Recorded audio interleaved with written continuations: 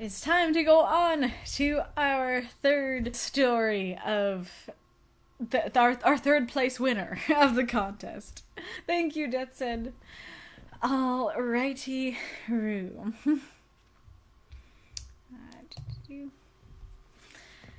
The Haunting of Castle Lovos by The Haunting of Castle Lovos, Cal, by Deathshead. 3,500 words.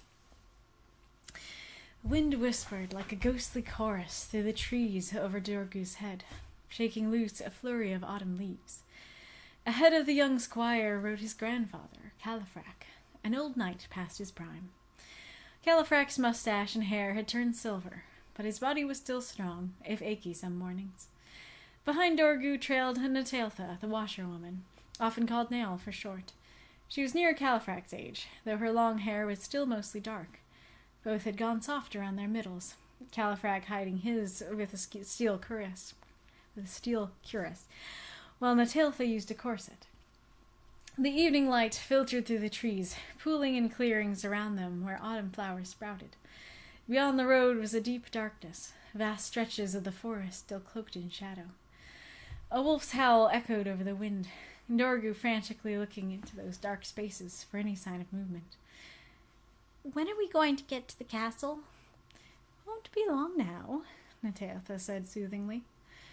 "And there's nothing to worry about," Califrac said. "Livos Valley is known to be safe." "Then why does this lord need you to lead his garrison?" Dorgu asked. The wind quieted, a second howl reverberating through the air, soon joined by a third. Califrac cleared his throat, patting the hilt of his sword. "Your grandpa is more than a match for any mangy mongrel lurking here." Dorgu nodded, somewhat reassured. Soon the tree line broke, the road delivering them into a valley walled in on both sides by towering crags of stone. Cottages dotted the rolling landscape, some ringed by farms growing potatoes, pumpkins, or other autumn crops, while the rest were surrounded by flocks of sheep. To Dorgu's surprise, there were no fences in sight, except perhaps the walls of Castle Lovos looming in the distance.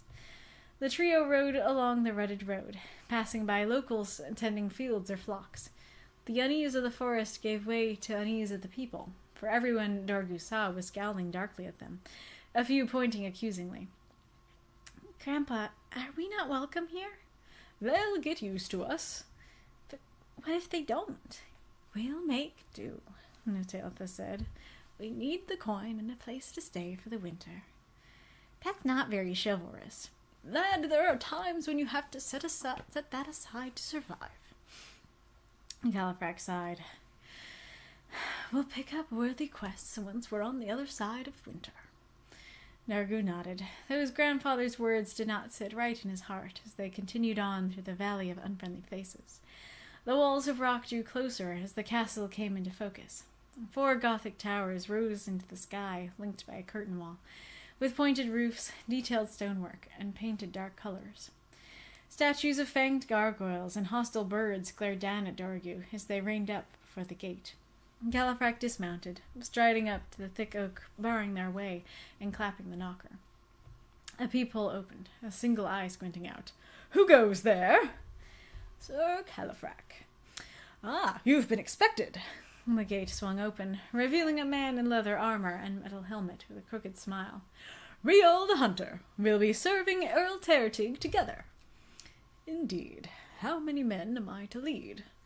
"Only myself and the mercenary Ulknarmer remain." "What? Haven't you recruited men from the valley?" Riel laughed, harsh and mirthless. "My good sir, we're to defend Earl Tertig from those men." "Grandpa, I don't like this," Dorgu said.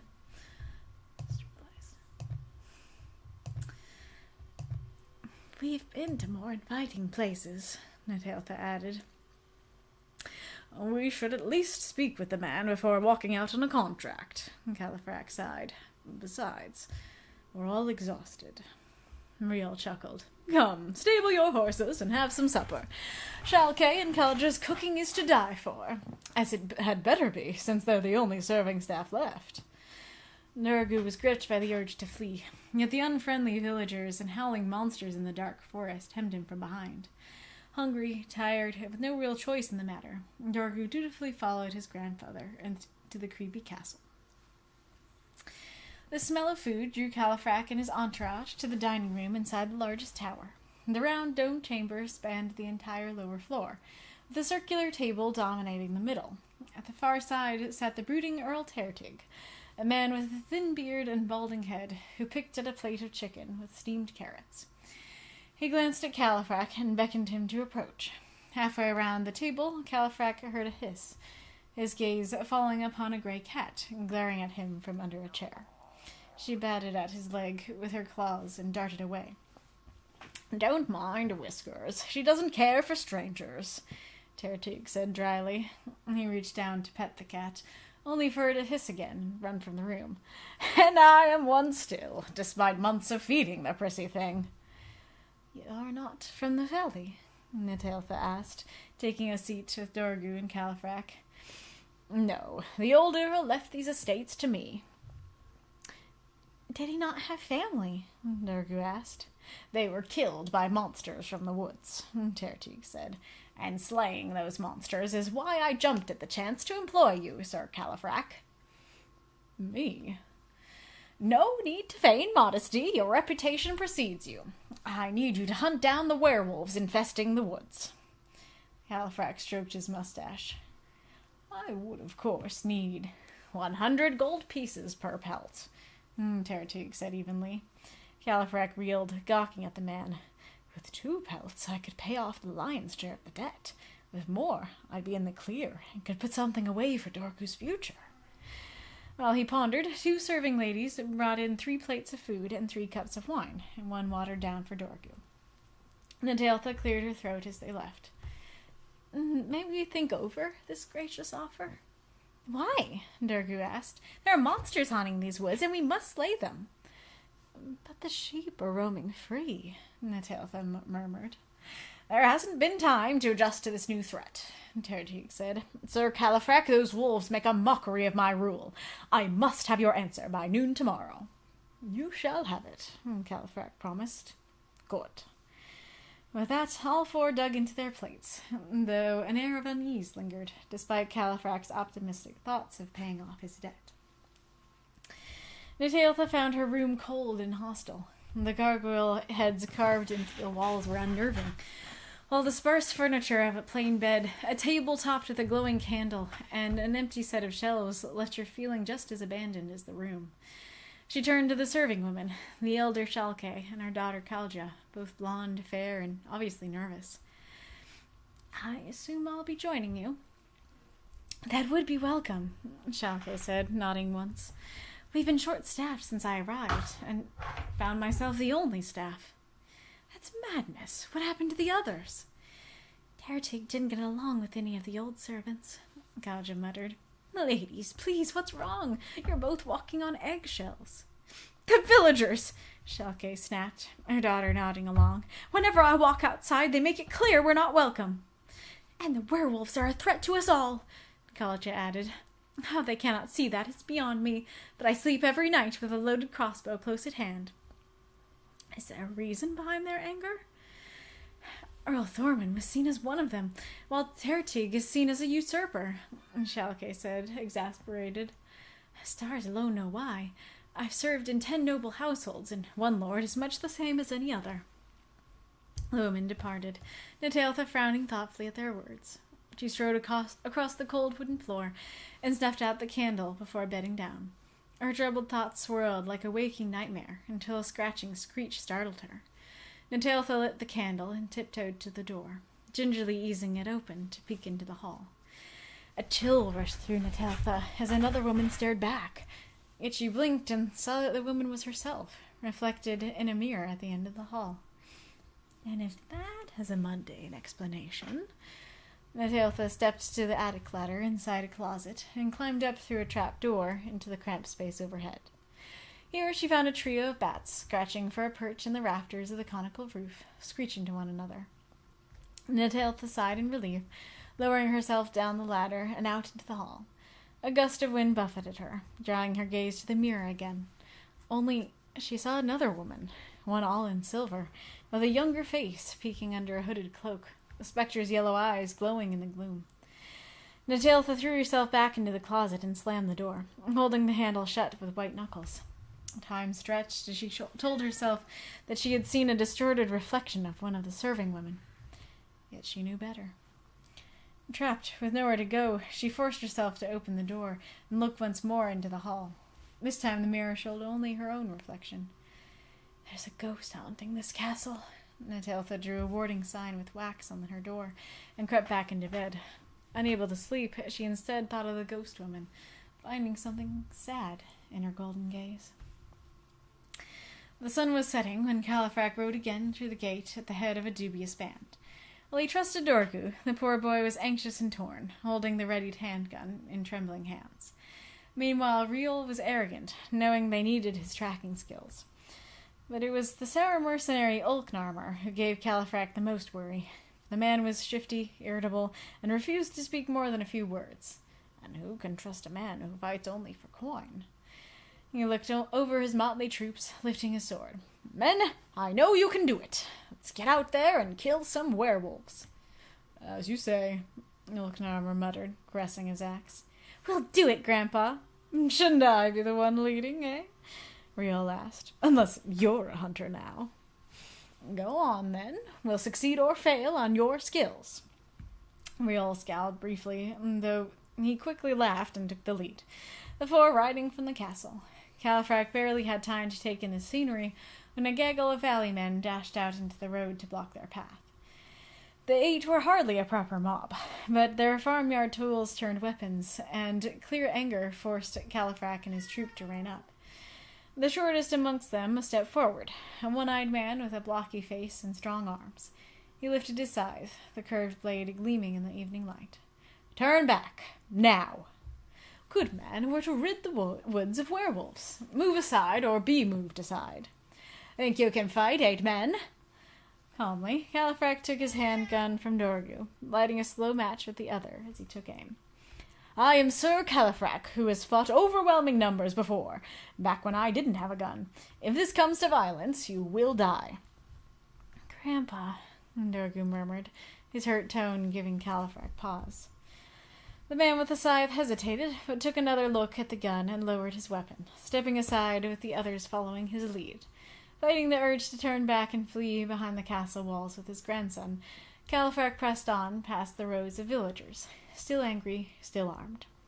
Time stretched on towards infinity, as the weight of risking his grandson's life threatened to crush him. Relief flooded Califrac once they were past the gauntlet, making him lightheaded. Riol slapped him on the back. "Good on you for staring down old Morg. Our last commander fled when confronted by half that many men." "Stars above, why are they so hostile?" Califrac shook his head, putting the slow match and handgun into loops of his saddle to keep them upright and ready. And Dorgu rode up beside him, distraught. "Buck up, lad. We're all right." "But, Grandpa, do those men know something we don't?" "They didn't tell me." "Because you threatened them." "Be that as it may, we have a quest this evening. Why don't you and Nataltha try speaking with these people tomorrow? She has a way with words." "We will," Dorgu said fiercely. "That's the spirit," Califrac said, knowing somehow that his search would be fruitless and that the real truth would be discovered elsewhere.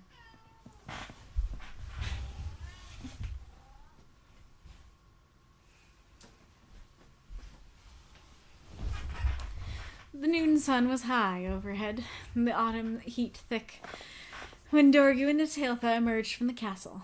The pair walked down the valley road, looking for a chance, any chance, to speak with the locals. Dark looks and mutters were all that greeted them from those working the fields. That was until they came to a pumpkin patch on the side of a rather steep hill. Here, a woman and her son were happily harvesting their crops, both greeting Nataltha and Dorgu warmly as they carried their produce to a waiting handcart. "Afternoon," the woman said. "Name's Latra, and this boy of mine is Poil." "Nataltha, though my friends call me Nail, and this boy is Dorgu." "You're the first person here to not to give us the cold shoulder," Dorgu said. "Most people don't like those who work for that dastardly earl who usurped old Thormund's young son, Bezorn." "What happened to the boy?" Nataltha asked. He vanished with his sister and mother after Thormund's death, Halatra said hesitantly. That's awfully suspicious, Nataltha said. Please, tell us more. Don't know that it's my place to say. I need to know. Miss Nataltha, my son and I are newcomers ourselves, and I don't know that I can trust someone from the castle. We're only hired help. Halatra sighed. Torgu, could you help my son with the pumpkin harvest? I'll pay you with candy. Go on, Nataltha said reassuringly, flashing Dorgu a smile. That's not fair, Dorgu muttered. He walked up the hillock with Poyle, the boys toiling to bring down one of the larger pumpkins. Halatra watched them silently until a gust of wind rose. Without turning, her voice all but lost in the breeze, she said, Earl Tertig did usurp the rightful Earl, but the family can't contest him legally. Check the old Earl's grave. You'll find the tale I'm not allowed to tell, if you have the nerve, now. Nataltha shuddered, mortified at having to defile a grave to reach the hidden truth. The moon was bright in the sky when Califrac stepped out at the back gate with Nataltha, armed with prying bars, a sword, and a loaded handgun. The mausoleum of the old Earl's family loomed before them. The two exchanged a glance. Then Califrac looked up at the tower room, where his grandson lay asleep. I thought bringing him along would be a foolish risk, but is he truly safe alone up there? It'll be all right, Cal, Nataltha said reassuringly. Come, let's hurry. Yes, hurry, Califrac murmured, the two running as though pursued. Twin domes rose amongst the grove of gnarled trees, a stone staircase sinking down beneath them. Califrac grasped his sword, and Nataltha readied the firearm as they descended. The door handle was molded into the visage of a wolf, Califrac inserting the key into the beast's muzzle. It opened with a click, the door swinging gently on oiled hinges. Inside were niches carved deep into the stone walls, each holding a coffin. Nataltha lit a candle. By the flickering glow, she and Califrac made their way down the aisle of the dead, the ceiling coated in cobwebs and floor matted with dust to the most recently filled niche. Fresh flowers lay across the casket, bearing the name Earl Thornman, which made the task of levering it out of its place all the more ghoulish. The Jew pried open the coffin lid, the stench of decay filling the air. Inside lay a very dead corpse, leathery skin falling away to reveal the bones underneath. But the body was not human, possessing legs like a wolf, fur covering most of the flesh, and a tail behind, while the face was part way between man and beast. I half expected a vampire, Nataltha murmured. Instead, the old Earl was a werewolf. Califrac stroked his mustache, his eyes scanning the walls. In a back corner, he noticed a gap in the cobwebs. Someone's been through here, he and Nataltha said at the same moment. Califrac blinked, seeing that she was pointing at paw prints on the dusty floor. Silently, the two crept to the corner, Califrac feeling the stones until he heard a click and the wall pulled away. Califrac caught a blurry glimpse of a space behind, before there was a snarl, and something furry knocked him to the floor as a woman screamed. A hushed whisper snapped Dorgu from his restless doze, the young squire leaping out of bed. He drew a dagger, the steel glinting in the night, as he crept to the door and eased it open. In the hall, he found a young woman who looked like she was wearing a wolf costume, her body covered in gray fur, a tail swishing behind her. Then she turned, light gleaming in her yellow eyes, while her lips parted to reveal sharp teeth. She took a step back from Dorgu, glancing down the hall. There, a mirror had swung aside to reveal a hollow opening beyond. She moved to flee, only for Dorgu to hold his dagger aside. Wait, who are you? She's a monster, that's what she is, came the cruel voice of Tertig. The Earl stepped into view, a crossbow in his hands. I thought I heard a rat skulking about my halls. That's Lady Walry to you, the werewolf growled. You're no lady. You're a beast like your father. Strong words, echoed the voice of Califrac. Out of the secret passage behind the mirror stepped the old knight, his sword drawn, and cheek bloody from a scratch. From a usurping scoundrel. I hired you, Tertig spat. And the lady wife of the late Earl explained how that came to be, Califrac said. A boy wolf around Dorgu's age appeared beside Califrac, along with an older woman, and a Tailtha looming behind them with a handgun. "Now, Tertig, how about you put down the crossbow and leave peacefully?" "You cannot believe that these monsters are the rightful rulers here!" There was a meow, Whisker stepping out of the closet to rub Walry's leg. Califrac snorted. "She doesn't like strangers." "Curse you!" Tertig snarled, shouldering the crossbow. "Duck!" Califrac shouted. Walry took a step towards Tertig instead. As the hiss of a lit fuse echoed through the hall, Dorgu dove into her and knocked her to the floor, an explosion shattering the air. Tertig collapsed, clutching a smoking hole in his chest as blood pooled around him. He glared at Dorgu and Walry. "Damned beasts." Lady Ulriga sat at her table for the first time in many moons, her son, Earl Pasorn, and her daughter, Lady Walry, on either side. The trio ate roasted pork with gusto, while Califrac, Nataltha, and Dorgu looked on. Halfway through the midnight meal, the ladies stopped eating, wiping their extended mouths before turning to their guests. "You have my gratitude, Sir Califrac," Ulrica said. "Yes, well, thanks for pulling your son off me before he scratched my face off." "Sorry," Pasorn said between mouthfuls. "You startled me." "Is there any danger?" Nataltha began. No, Ulriga said, and Ulriga interrupted in a reassuring tone. "Our family's curse must be passed on by more potent rituals than a mere scratch, else the whole valley would have turned bestial long ago. I should know, having accepted this from my dear Thorman." "He ought never have trusted that Tertig's so-called services," Walry muttered, wringing her clawed hands. "Speaking of services," Califrac said quietly, "will you be needing mine through the winter?" "If you're willing," Walry said. "I've served otter nobility before." "Tell me, why are the people of the valley so loyal to you?" Nataltha asked. "We keep our full wolf cousins away and have ruled justly," Walry replied, "and our condition keeps us from forming foreign alliances that might send their sons into harm's way." "This will be an interesting winter," Califrac muttered. Grandpa?" Dorgu whispered. "Yes, lad." He leaned up and put his lips to his grandfather's ear. "Walry is pretty." Walry gasped while Pasorn snickered, Ulriga laughing. "Oh my." "How did you hear me?" Dorgu asked. "Lad, look at their ears. They'll hear everything." Califrac sighed, looking over the table as his new lieges resumed their meals, devouring the meat like wolves. "Oh well, they'll pay me well, and the valley should become friendlier now." There are those moths and monsters. Cheer for the story if you loved it. Thank you for the cheers, Ghoulish and Norman. Oh man, Wolf says, we could have made bingo cards with the word list for the stream. You are so right. We should have done that.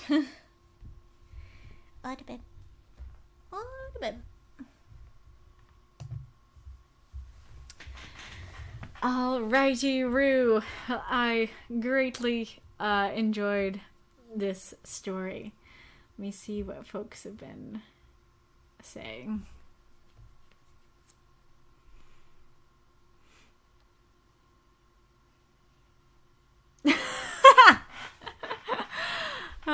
No, this is back with Documancer story. I missed this stuff. Norman said, also, the bickering banter between them made me think they've been putting up with each other for a long time. Yeah, I do agree with that. That also could have added that it did feel like kind of like old ladies bickering. 30-year-old friends absolutely can banter like that, but it was just like I already had these clues, and so that was just another clue. You've seen men writing women, and you've seen women writing men. Now get ready for teenagers writing 30-somethings. I feel like it's a 30-something writing a 30-something, but it seems like you're writing an old lady.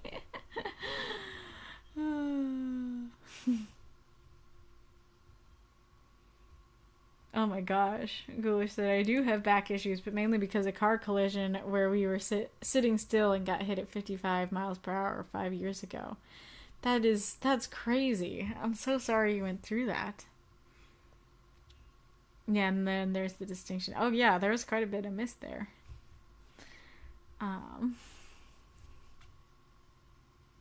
Cooking is to die for. I don't like the way he said that. Very fair.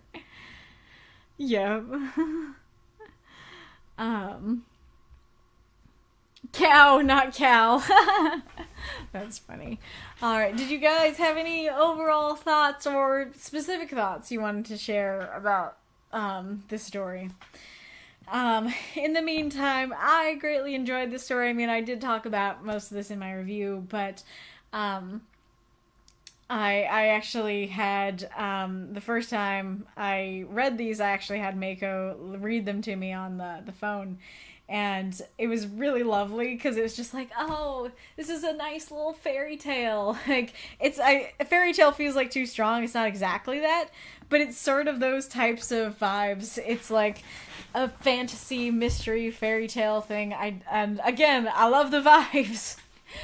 And I think it's perfect for Halloween, and I love, focusing on the werewolves and stuff like that. And funnily enough, despite this not being in the mystery genre like Deathshead, the other story, the mystery of this one actually captivated me a bit more. And I said this as well, but and it's funny that I mentioned this in last week's stream too. But this reminded me so much of Black Butler's Green Witch arc. In that arc, they get called to Germany. Because they're like, hey, there's this weird situation you need to deal with, and people are like, yeah, there are werewolves in the woods, and they will curse you if you go in there. And then they go into the woods, and there is a witch village in the middle of the woods, and the witches are like, oh, actually, the werewolves protect us, so, like, please don't. Please don't do anything bad to them. And I don't want to spoil it. There are multiple bigger twists at the end of that arc, but, like, those vibes are totally feel like this. It's like, come to the forest, we have werewolves. But actually, they're good, that kind of thing. And that is, at least one of the best, if not the best, Black Butler arc by popular vote, and so that is a compliment. That it has good vibes in multiple ways. I enjoyed the progression of it. Interesting. This Cleverette, the noble French werewolf who's trapped in wolf form by his wicked wife. Interesting. We will talk about their wolf forms in a sec, but we gotta let the ad go first. Kitty, kitty, bitty, kitty, kitty, kitty.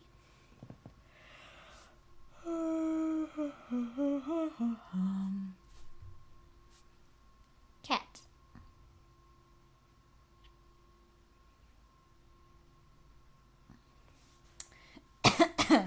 Thank you for the cheer, Norman. I don't know if I said that before.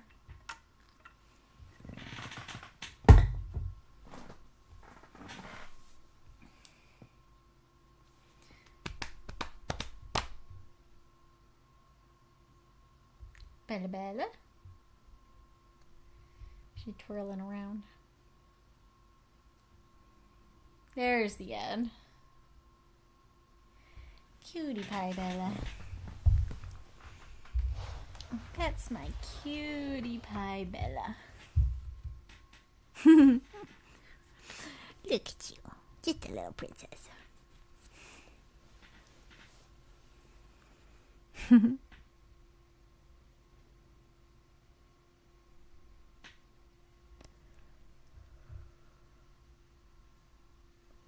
Also, thank you for snoozing the ad as it came up right at the end of the story. I was like, I hope that it takes just a minute to finish this off. But I did appreciate that. You are really cute, Bella Bella.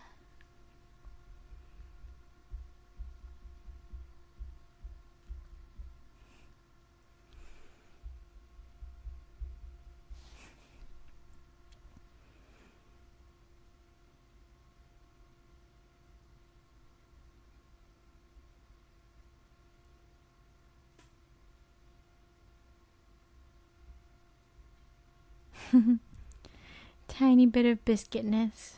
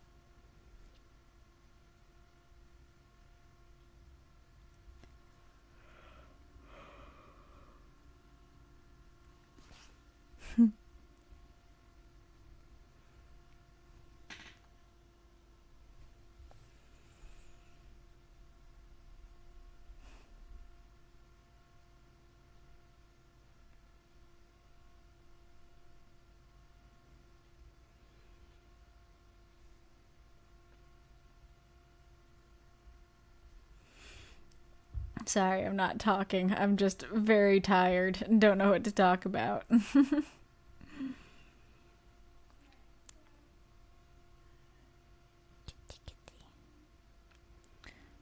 that's a kitty.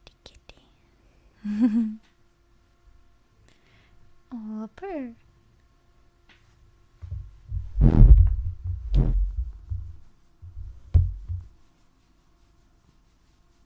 Oh, now you can see her. It's trying to record the purrs.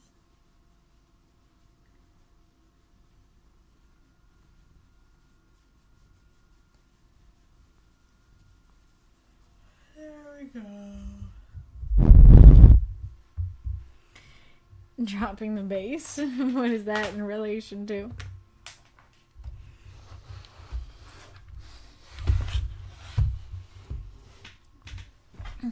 Oh, right. So going on to my critiques for the story. So again, I'm probably going to be going over kind of what I already have in my review. So I think my biggest critique all boils down to this one section that is about the hunters and stuff. Because it feels like a lot is set up there and none of it is ultimately relevant to the conclusion. And I think it's okay to have it be like, okay, like we have a werewolf hunt that ultimately nothing comes of it. I think that's okay. I have more of a complaint of the fact that Riol and Ulknarmer are introduced, they are named, they are described, and then they just disappear from the rest of the story. And I feel like, because I did see your comment there where you were like, well, this is where I kind of realized I was running out of words. But I feel like this would be a thing to come back to on another edit and remove Riol and Ulknarmer entirely, or at least remove them from here. You could maybe keep Riol greeting them. But just remove the descriptions of them here and just have it be like either it's just Califrac and Dorgu, or there are people with them, but they're just like the nameless garrison. I think that would work better because it wouldn't feel so much like these characters are introduced like they will be important and then they immediately disappear.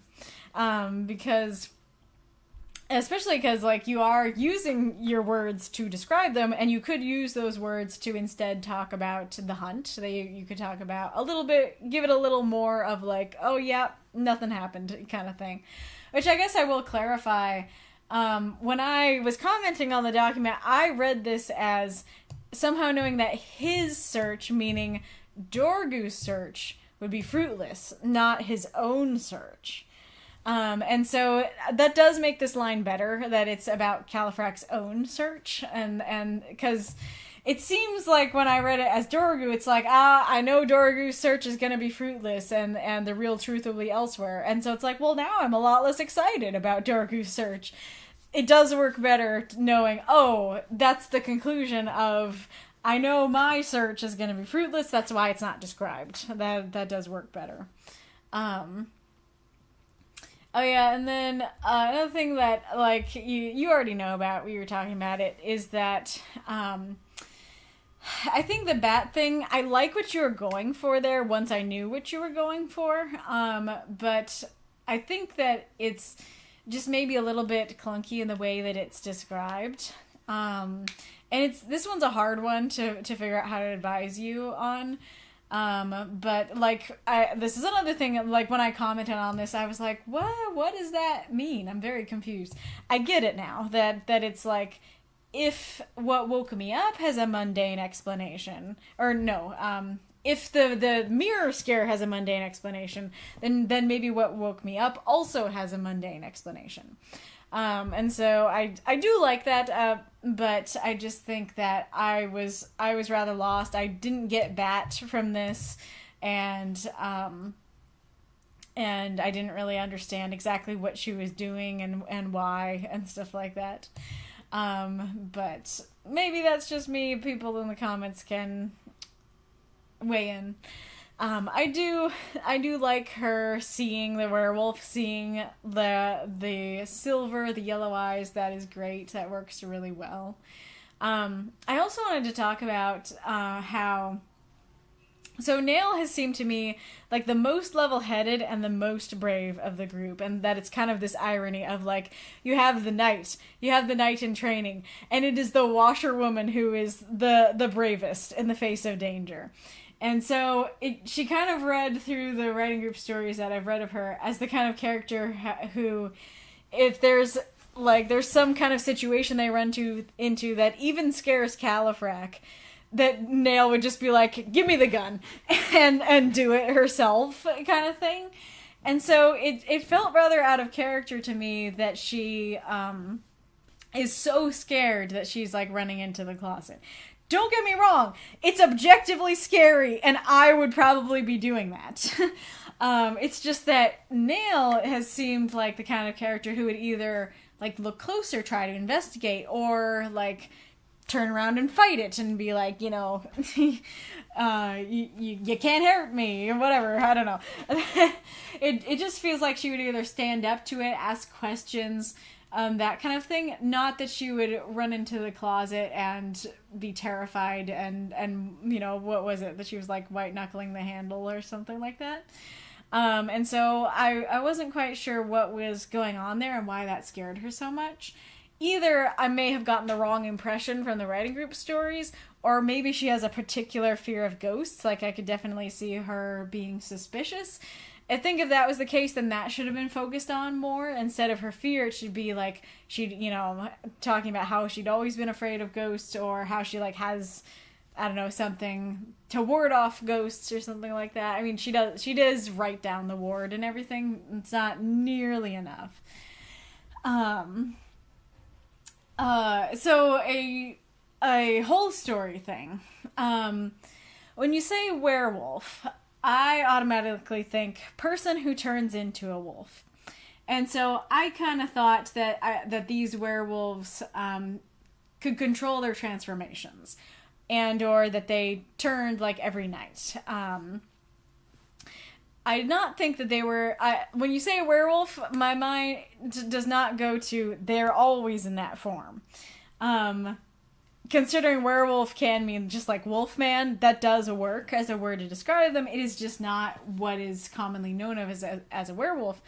And so, because it's not, it set my expectations wrong in a few ways. Because something that's really fun about these types, like a werewolf or a vampire type story, is that you can introduce that character earlier and have us think that they're human, only to learn, aha, it was them, they're the werewolf. And so the fact that you don't have that option here does detract a bit for me. Like I said in my notes, I thought that I thought that the serving ladies were Walry and Ulriga, and that's why, and like they're the only ones left because they were left from the previous rule, and they are now subjugated and forced to be servants instead of rulers. I was completely wrong. That is not the case at all. But I think that them just like happening to run into them in the hallway, in both cases, that they run into them in the secret passage and in the hallway, makes for a less interesting ending. And I don't think it would cost you too many words to just quickly say why they were there. I don't know why they were there, but, you know, we were planning a coup, or we were going to attack tonight, or we needed food, or whatever it was. I feel like you could very quickly say that, and it would feel less like, and they just so happened to run into the answer in the hallway. But the fact that they're, not only is it like they happen to run into them, it's also the fact that they aren't somebody else we know, I think detracts from the ending quite a bit. And, like, it is totally fine to have the werewolves be stuck that way all the time. That is a completely fine way to do them. That is not, like, an overall thing that is a problem. It's just that, at least for this particular short story, that felt like a thing that could have been, felt more like a payoff, felt more, I don't know, more like a payoff for the reader if we got to meet them earlier, and then make more sense as to why they just run into them. And I didn't realize that they were stuck that way until, like, my third read, or, like, well, I guess it was still, like, the second read. I realized it because I was gonna comment something like, wouldn't it be easier to eat with their human faces? And then I was like, oh, I don't think they have human faces. Because I thought that the Earl got turned into, like, he got killed in his werewolf form, so his body remained in that form. But then I was like, oh, actually, maybe that's a clue that they're always in that form. And then she also mentions, like, I accepted this is me now, kind of thing. And so I think that you could have made it clear to the audience that they are like that all the time and set their expectations better. So you could do something like, you know, at the beginning, Dorgu is like, oh, but it's not a full moon, or like, we have a whole month to prepare. And then Tertig could be like, no, they're not that kind of werewolf. They're like this all the time. You know, that kind of thing, I think, would have set the reader's expectations a bit better.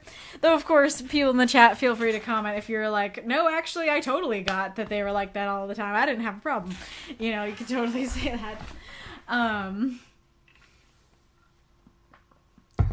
But that was one of my overall thoughts. Something I didn't say in the comments, I don't think, is that there is a little bit of a incongruity in the fact that Califrac brings Dorgu on the hunt, which does make sense. He's basically a squire, a knight in training, and so yeah, you're gonna bring him on these things. But he's also thinking, I feel really bad about risking my grandson's life, and then and those two things are like maybe ever so slightly contradictory, but it makes sense. It's like, he needs the training, but I also, as a grandpa, like, feel bad. But I feel like it's more contradictory when it later with the graveyard, it's like, on the hunt, it's like, oh yeah, we're gonna go fight werewolves, I'm gonna take him. But it's like, defiling a grave, that is too dangerous. That seems a little contradictory.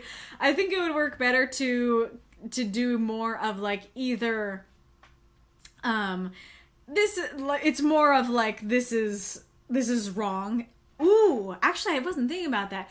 But Dorgu is very moral, and he very much cares about what's chivalrous. And so, yeah, you could come at it more of that angle of like, yeah, Dorgu's not really gonna be cool with that. He is too chivalrous and moral to be okay with defiling a grave. He will try to stop us. So I think if you went at it at that angle, it would work a bit better, seem less like a contradiction.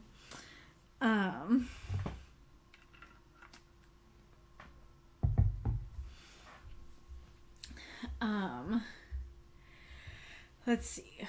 Is there anything else? Ooh, the cat. I love the cat. The cat is my favorite thing. Not just because it's a cat, but because, this line here, like, don't mind Whisker, she doesn't care for strangers, and I am one still despite months of feeding the prissy thing.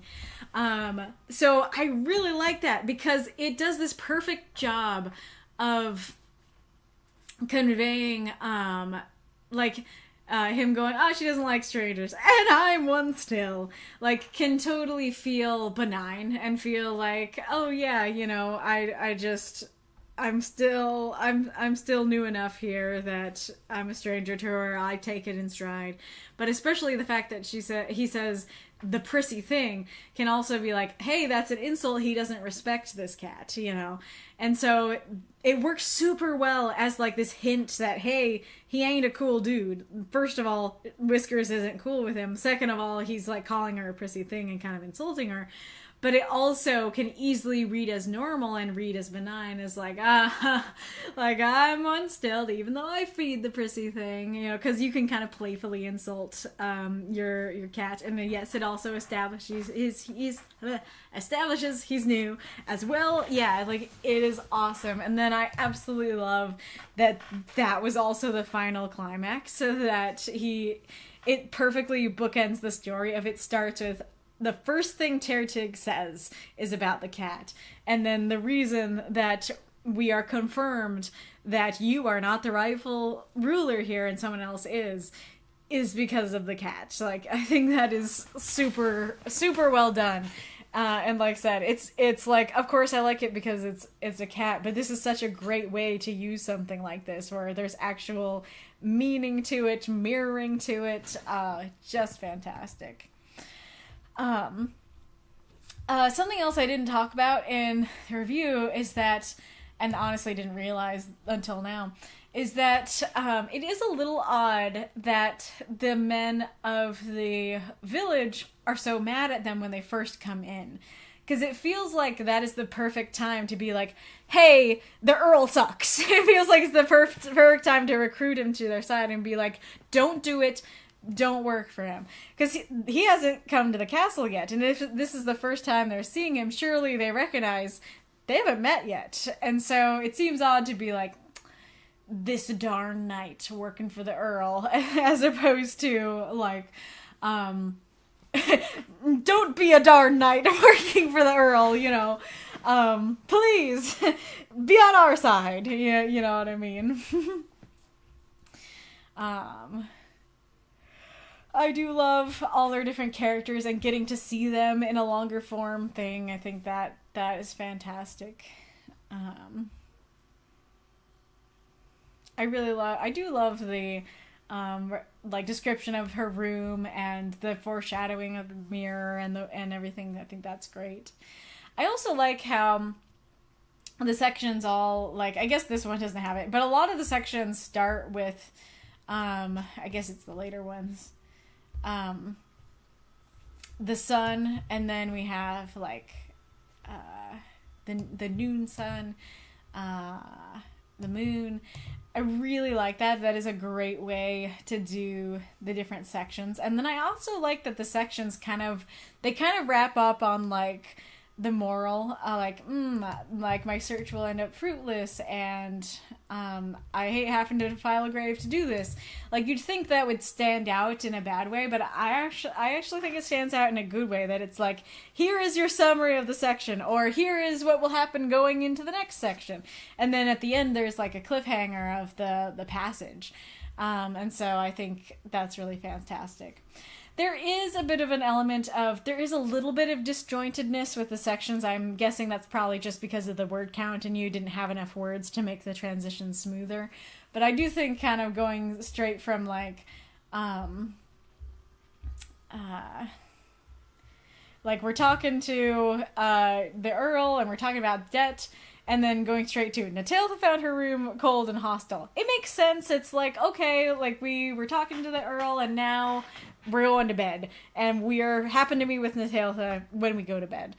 But there is also a bit of a like, okay, that's where we are now. A little bit of a jarringness, and kind of almost, it's weird that it kind of happens with the grave too. That it's like, we have to defile a grave. We are defiling the grave. At first, I guess it just feels a little fast for that one. So I really like your like bookends for the sections, though overall there's a very slight disjointedness with them. Oh yeah, the other thing I was going to talk about with the grave is that this line is one of the lines that stuck out to me the most with this story, because it's like, as far as I can tell, this is not a joke. It would work if she's joking, but it's like murmuring and him responding earnestly makes it seem like this is genuine.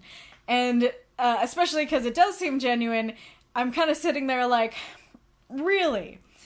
After days of talking exclusively about werewolves, you half expected a vampire. Like, so one of my compliments for this story is that, like, I think your story was, at the very least, one of the best uses of the words from the word bank, if not the best uses of the words from the word bank. Most of them flow extremely well, and they don't stick out. And they just feel like they're meant to be there, and they're not there because you shoved it in there.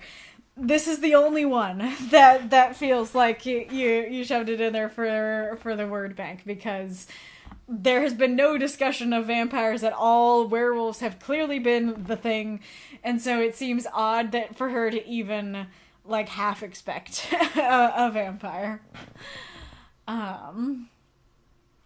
Let's see.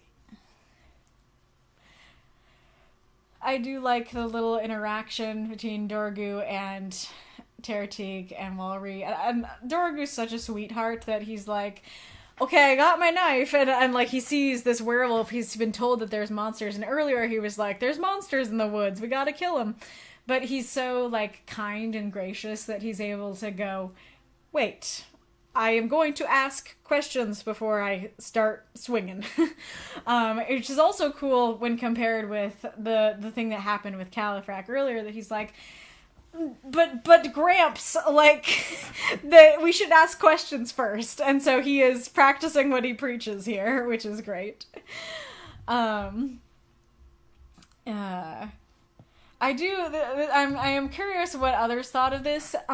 It felt like here that, because the handgun is like this old hand cannon thing that presumably takes a long time to fire, to do its thing, it feels like it reads like, all right, getting out the handgun, getting out the match, lighting the gun, duck. All right, wait a second, and kaboom! And so it feels like there's a lot of time and a lot of reasons that Tertig should at least step to the left. And so it's a little odd that he is just sitting there. It would work better with like the guns that we know that are very fast, but especially because it's very clearly pointed out multiple times that the match is slow. It feels like, my dude, why are you standing there letting yourself get killed? You know, kind of thing. But I'm curious if you guys thought that, or you were like, no, I didn't have a problem with that at all. I'm also wondering about their like ruling stuff, because I get this one, but this one feels a little odd, because without allies, it's like, okay, you don't have allies that would call your sons to war, but that means you only have enemies, and that might call your sons to war. So that feels like not a benefit to me. But I'm not very good at politics, so I could totally be wrong. And then this line here. So, our family's curse must be passed down by more potent rituals than a mere scratch, else the whole valley would have turned bestial long ago. It read to me like she was saying, I have scratched everyone in the valley, and I recognize now that actually what she meant is like, I scratch somebody, that person scratches somebody, that person scratches somebody, and now the whole valley is werewolves. But I think the fact that they're so like, they are level-headed, they are themselves, they are not just like monsters, makes it seem odd that she would even scratch anybody in the first place. So like, I get that the kid would get startled and stuff like that, but it doesn't feel like the whole valley would startle the kid, you know? And it doesn't feel like, even if one person, say that he startles, Califrac startles the kid scratches him, Califrac turns into a werewolf. if Califrac is in possession of his faculties, why would he scratch the next person? So it just feels rather odd that that would be true. Like, even if she's using hyperbole, like, it feels strange that that would be an option when they're so in control of themselves. It feels like they would cut their nails or something like that to prevent that from happening. But anyways, mostly going over the critiques here because I think I phrased my praise better in the review, but let it be known once again, my main feeling on this story was love. I also voted this one very highly. I'm not sure if I should reveal like my exact ranking, but I voted both of these stories highly, and I'm very happy that they won. And yeah, I think there are some great Halloween-y vibes today. Even though it is, well, I guess I should go over the comments here before moving on.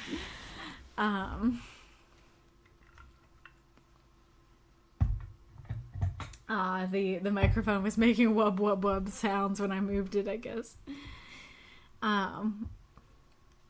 Werewolf is a complicated word, as I'm learning from my reading of werewolf academic circles. Not an origin per se, but in definition. Well, I'm not actually talking about the actual definition. Like I said, by the actual definition, like, I think this works. It's more about what readers will think that I think, and you guys can correct me if I'm wrong, I think 90% of readers will go, werewolf. Person who turns into wolf. And so even if the original like werewolf word did not mean that, I think today that is what a lot of people think. And so if you are going with something different from that, I think that that's something that needs to be established. Most stories can be improved by a cat. I will not argue with that. I mean, it's heavily implied that these people have seen a rotating cast of villains come and go from the castle to serve the lord they hate. I mean, they're predisposed to assume that Califrac is against them. I see. So it's, I guess I have two feelings about that. One is that makes sense, that it's like, well, there's lots of people coming in, so, and they all suck, and so, we will assume this one sucks too. But there's also an element of, the same argument for the others, that why don't they try to convince the others before they go into the castle? Don't do it! Don't serve him! Or is it a situation of maybe they did at first? At first they were like, don't serve him, he's a usurper! And then the people are like, no, we're gonna serve him, and we hate you. You know, we hate you for saying that. We're against you. So then they were like, okay, now we just hate by default. that could work. I think vampire right there is the one that I had hanging fair. I need to be more explicit, but the woods all around are full of wolves, which ward off would be attackers. Interesting. Oh, I see. So you're saying, like, even if the next country over was like, I would like to attack the werewolf people, the actual wolves, like, will help. Interesting. So that is kind of a complicated idea, that it's like the werewolves here protect from the full wolves in the forest, but the full wolves in the forest actually protect them from the people outside the forest. Interesting. Very fair. I'm pretty sure person becomes wolf was the original concept, but the hybrid form is also called werewolf. Yep. To be fair, peasants are dumb. Well, I feel like that's a generalization. Half man, half wolf being a werewolf is never in question. Exactly. That can be a thing here. Yeah, I'm pretty sure if the question was grow enough crops to survive the winter, the peasant would be able to call all of us dumb. Yeah, absolutely. For sure. Yeah, exactly. Mako says it's the expectation of switching back and forth between the man and the wolf that's the crux of the critique. Exactly. Well, you've reached the end of the video. So this is only a smaller part of a larger stream. You can watch the recording of the full stream, either with or without the intro. You can watch the videos for the other stories from that stream, from that contest.